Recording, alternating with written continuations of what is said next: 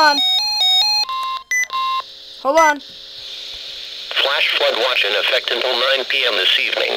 The National Weather Service in Upton has expanded the flash flood watch to include portions of northeast New Jersey and southeast New York, including the following areas in northeast New Jersey, western Passaic, in southeast New York, Orange.